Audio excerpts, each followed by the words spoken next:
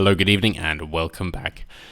The new cult of militant misogyny poisoning minds from Laura Bates, who discovers in a truly shocking expose that teen boys are being brainwashed online to violently hate women. On the offset, it's worth pointing out, no, that's not true, but let's jump in. So, one boy questioned if she was lying when she recounted her sexual assault.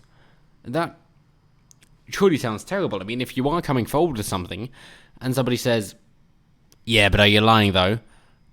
That could be terrible. I mean, if you truly are the recipient of a sexual assault and somebody asked if you were lying, then, yeah, of course that would not be something that you want to hear and could put you off actually trying to say the thing in the first place.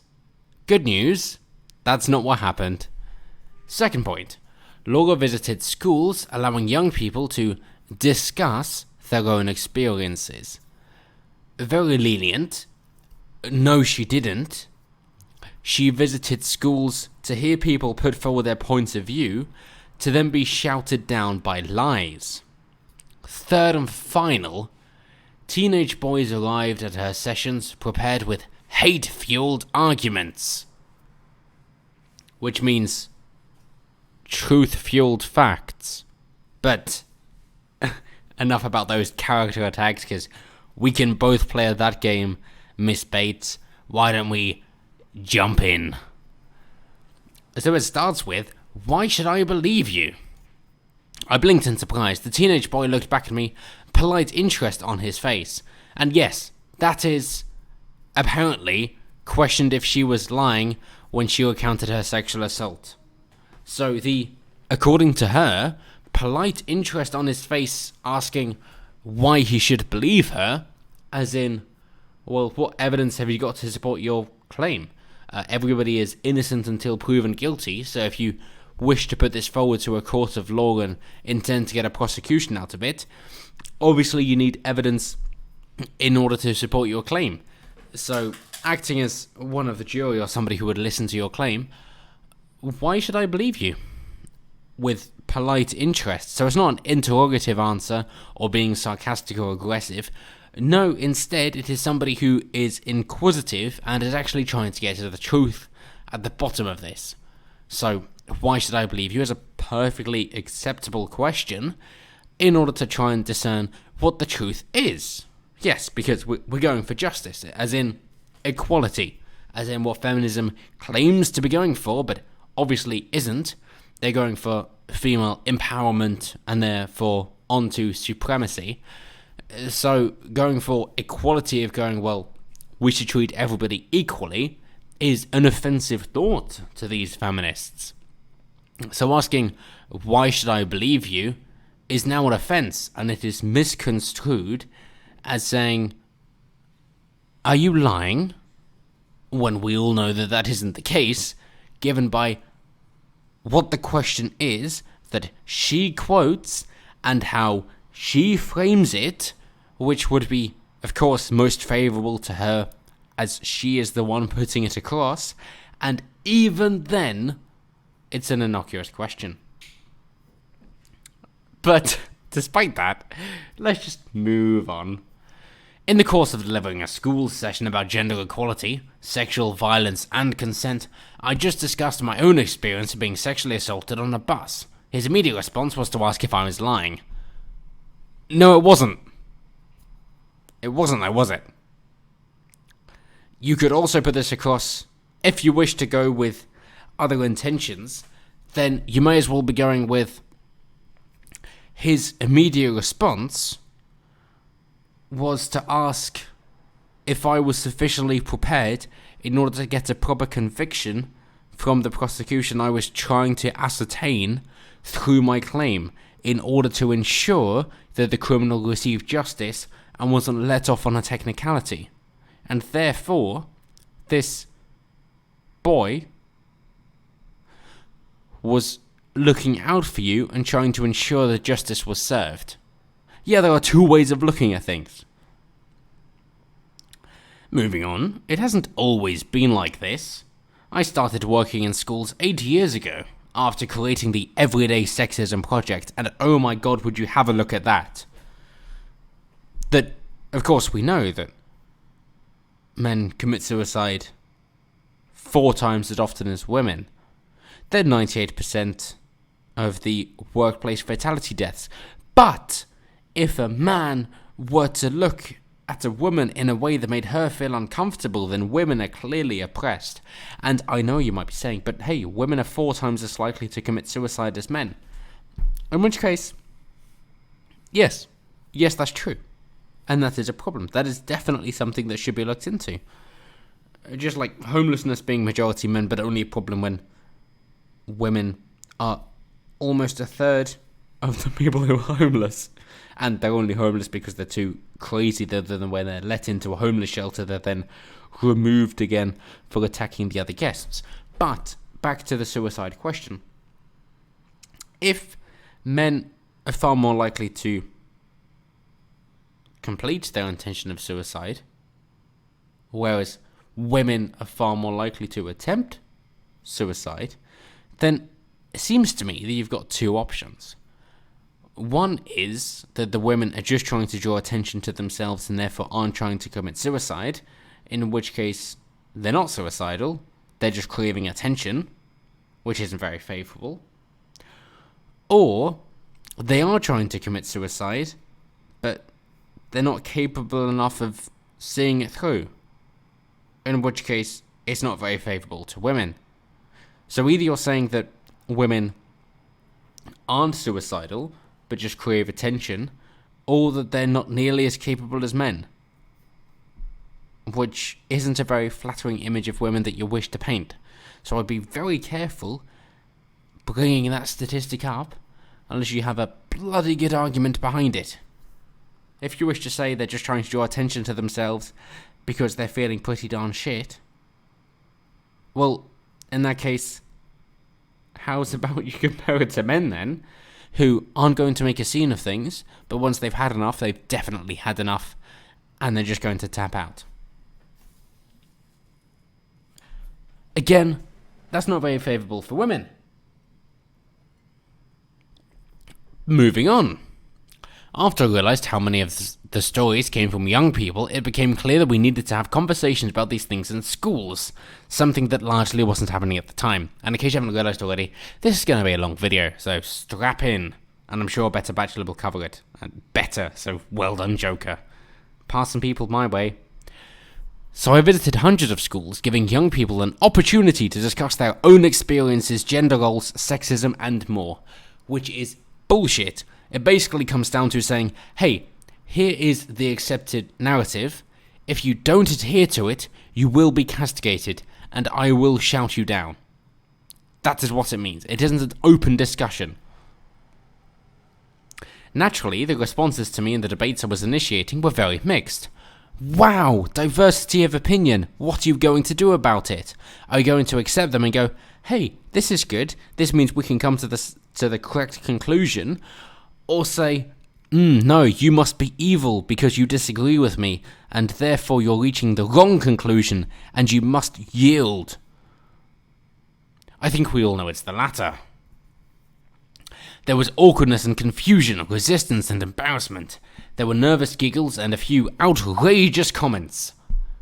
Please do read outrageous comments as facts, because we all know that's what she really means, and if you've ever bloody looked through her website, you will know that she was full of shit. Because that's what Laura Bates does. She just preys on the innocent, naive, hopefully virtuous for themselves, masses, and saying, this is a terrible problem, you guys should feel bad and support me. And of course they do, because they don't want to be called sexist, because that's a bad word. And that's how she gets her money. It's a grift, essentially. And then you look through what she's done and gone, well, this was all a lie. Yes, it was. Welcome to the legal system. I laugh, but that really is the case of how things go. At a West Midlands school, the boys plotted in advance and wolf whistled in unison as I walked out onto the assembly hall stage. Well, lucky you, because you don't bloody deserve it. Cheap shots are easy both sides, lady. But underneath the usual prickly teenage surface, young people were usually willing to talk and to share experiences. Yet in the past 2 years, that has all changed. I have started to experience fierce and angry resistance. Oh, as in your work has been noticed by people who don't appreciate what you're doing for female supremacy and are trying to even the playing fields? Shocking, to use better bachelor's term. So, from inner city London to rural Scotland, teenage boys, usually aged around 15, came out with the same arguments, word for word. Or they'd repeat the same false statistics which claimed, for example, that men are raped far more frequently than women. That's the only example she gives. Bear mind, that is it. So, it's all riding on this. It really is. The Daily Mail decides to go with, in reality, according to the ONS, around 560,000 women experience sexual assault each year compared with 140,000 men. Two things. One is we're talking about rape, not sexual assault. So you can throw that out the window straight away. Secondly, we're including prison rape. And that is what evens the playing fields. And you might think, oh, well, we don't care about prisoners because they've already thrown away their rights, and it's other men who are raping them, so it's clearly bad.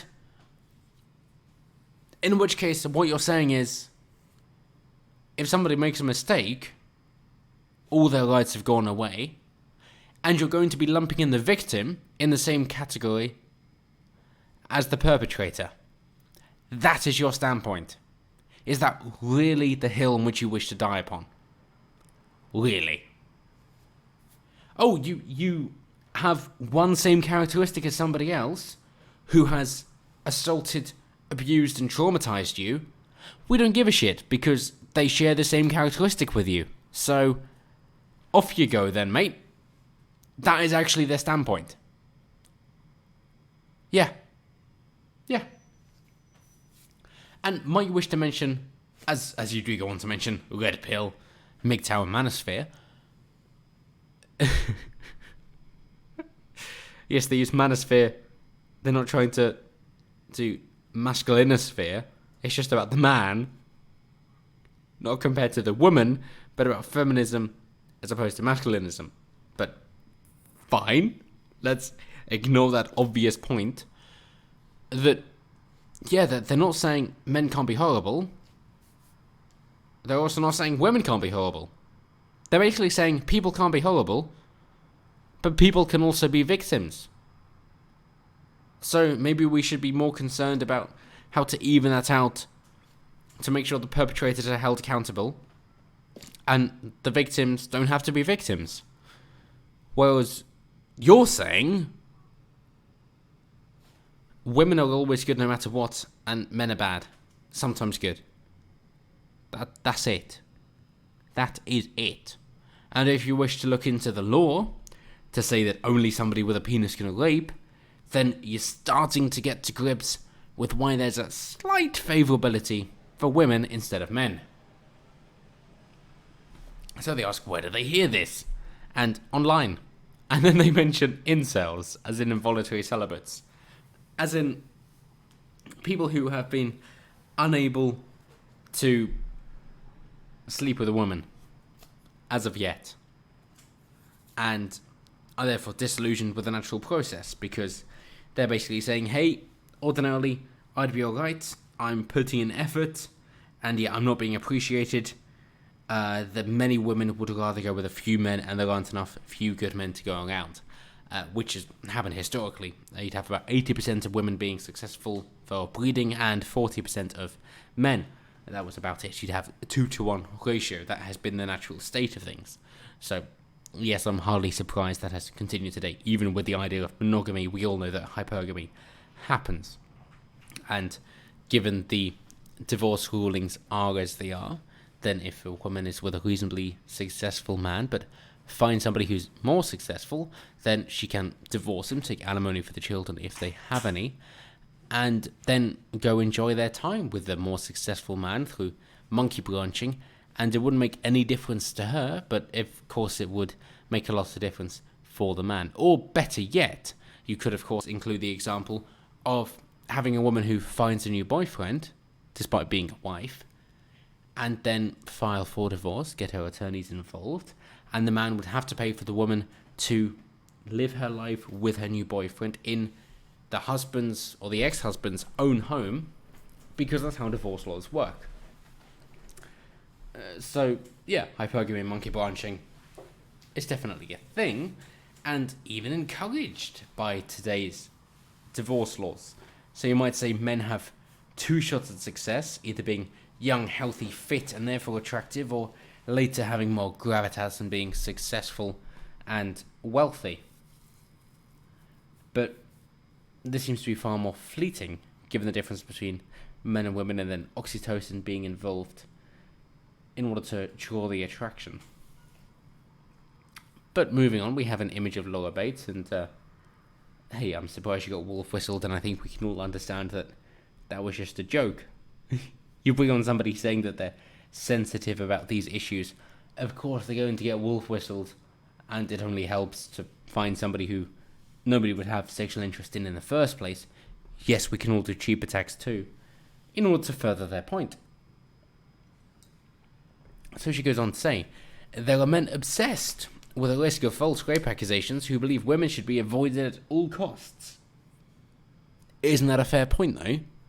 That you're supposed to be innocent until proven guilty, unless it comes down to rape. In which case they're guilty until proven innocent. And a man can have his life destroyed, even if it doesn't go to court, or even if he's found innocent. It doesn't matter, nobody wishes to associate with him anymore. Can't pay off his mortgage, he's homeless, his life is done. Never going to get hired again. Because they go, well, what happened with your last job? I was accused of rape. Oh, we'll find someone else. And that's it. And the evidence required for it is ever so flimsy or non-existent, that of course there were men who were concerned about that. Because what is the sentence for a false accusation? Nothing. So women can cast these out, these aspersions, and face no repercussions for them. So of course there are men who are concerned about that, and might think, sex feels nice, but it's not worth lifelong destitution, so I'd rather not take the risk. And sure, these men might be more neurotic or anxious than most, but surely that's a fair decision. It's not hate, it's just an understanding of the legal system, and not wishing to be on the wrong side of it. That is it. And then she pivots from that to say, and pick-up artists, PUAs, who promise to teach men how to trick, harass, or control women for sexual gain. Trick is probably the most accurate one there, which is incredibly different. As in, you're going from people who wish to ignore women entirely, to then going to people who want to try and get with as many women as possible. They're completely opposite. And she says, though it's difficult to count members precisely, online activity shows the US, UK, Canada, and Australia are hotspots. As in, the countries which have the highest proportion of feminists pushing female supremacy also have the highest rate of men going, I've had enough of this shit, I'd rather tap out. What a shocker! What a surprise! That the people most affected are the people most unlikely to get involved. Well, I don't know how this conclusion hasn't been drawn before. But of course it has. Because it's such an obvious conclusion to reach.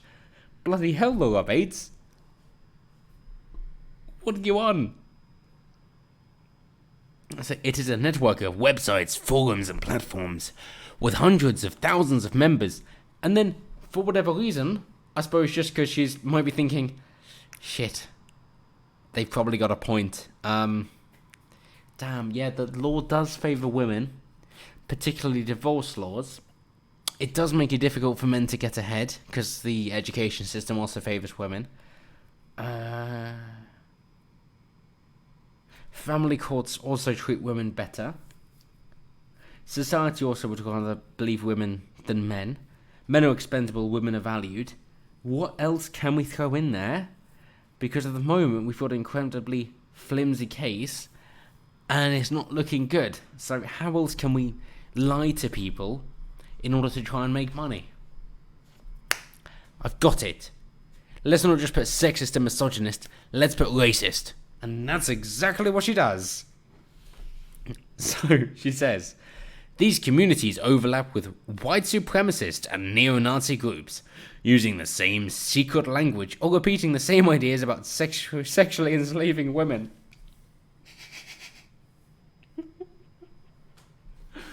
Yeah, the Quran, that's perfectly fine.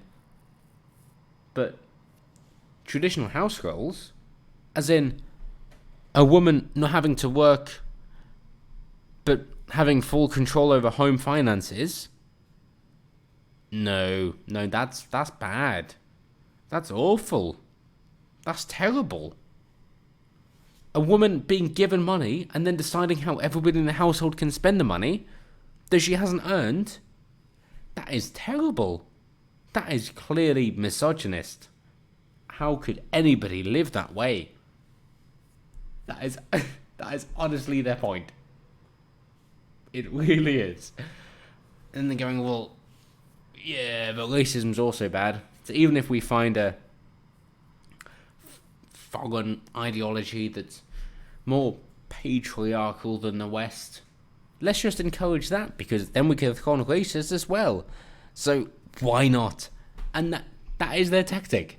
It is incredibly underhanded, misleading, and just lies through and through and through.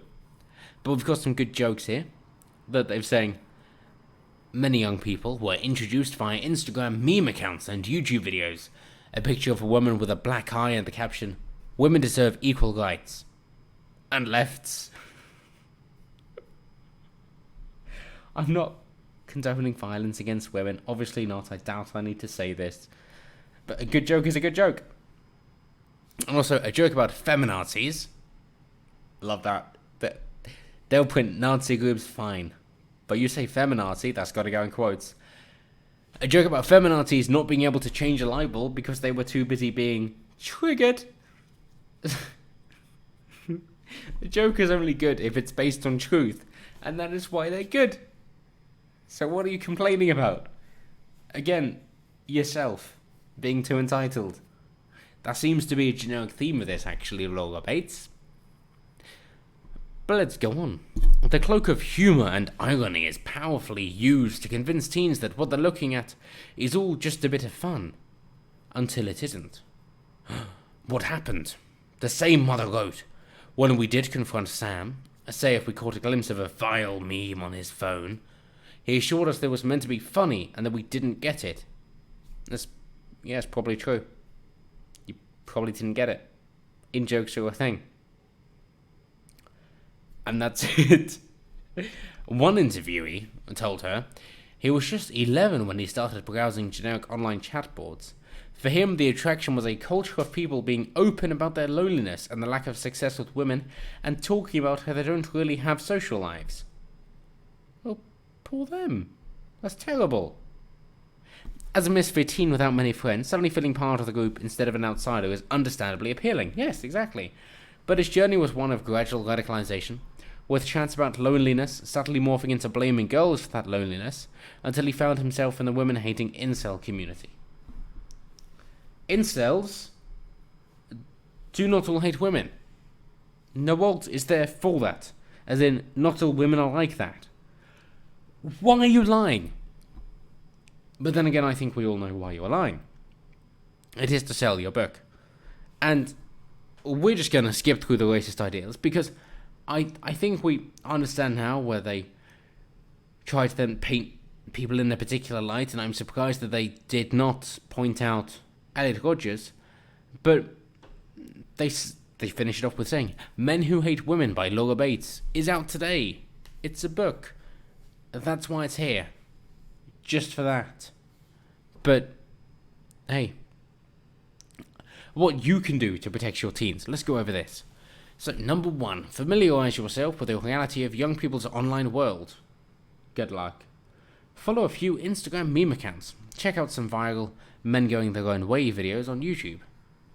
or take a look at some of the mainstream red pill content on Reddit.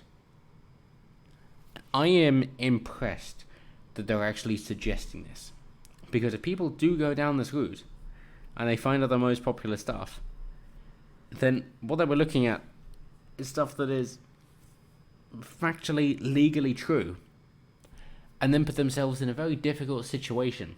So well done for saying that. It's not going to help your cause, but if you're going for truth, then that is exactly what you should be doing.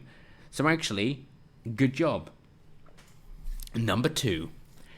Listen out for your teenager using words such as blue-pilled, triggered, or social justice warrior as insults. These are red flags, suggesting they've already encountered manosphere content.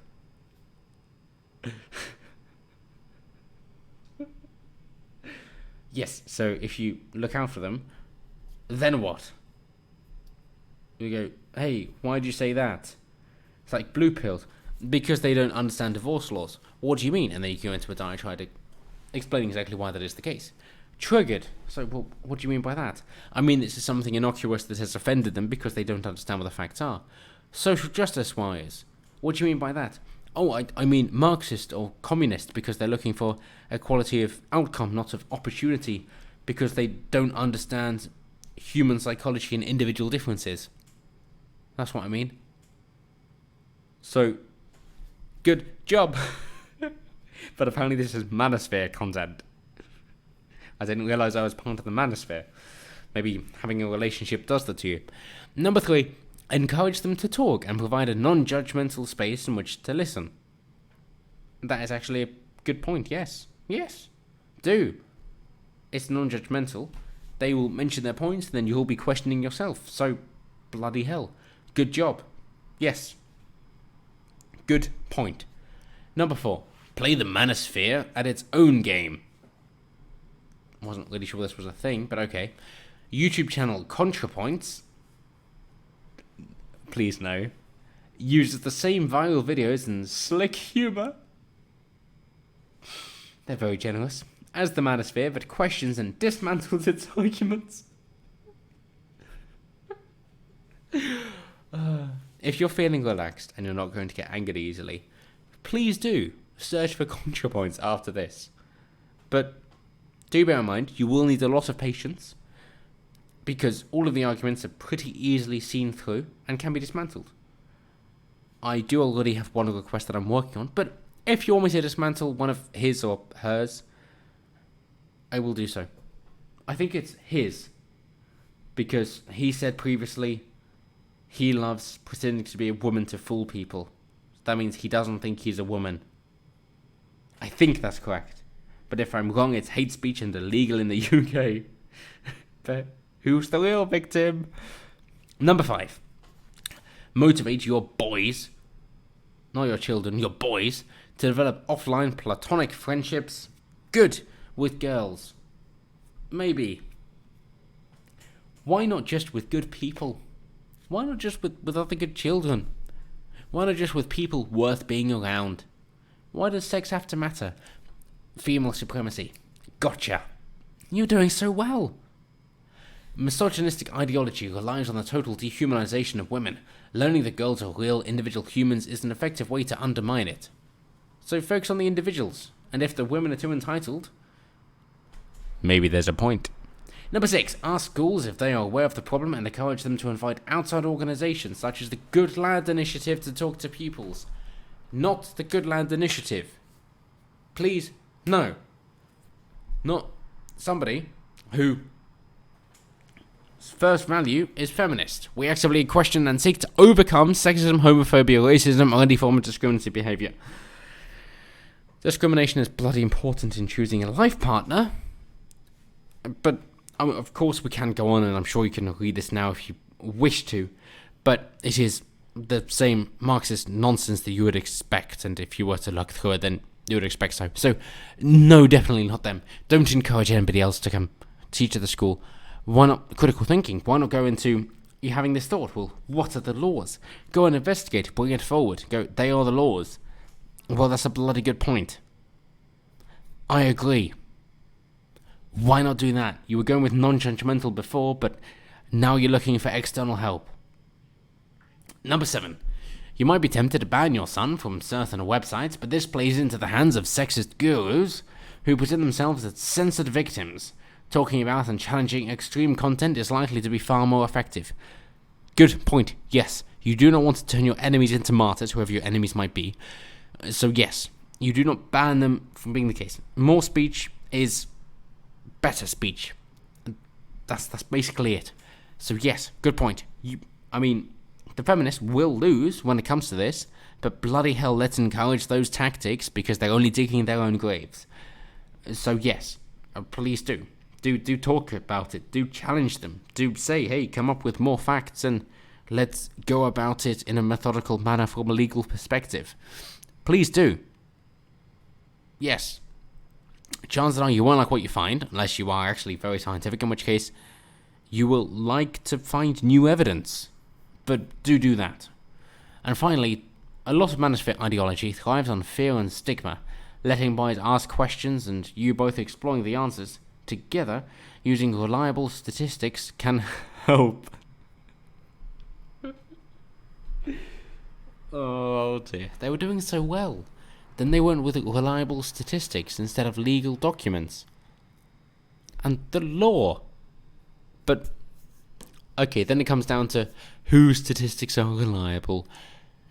So, before we get to that, how about we just focus on the law? How about we just make everybody equal under the law? Wouldn't that do for you? I think that's probably a good place to start. And ironically, a good place to end this video, because it's gone on for far too long. But this is a topic I'm particularly passionate about, and I know it might not be much for you viewers, but thank you for sticking with me throughout this. And please do let me know what you guys think down below.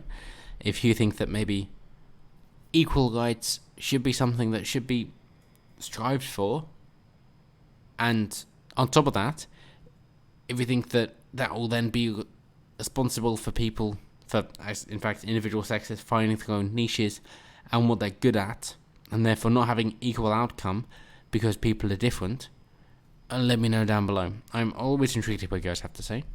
And as always, until next time, have a good one.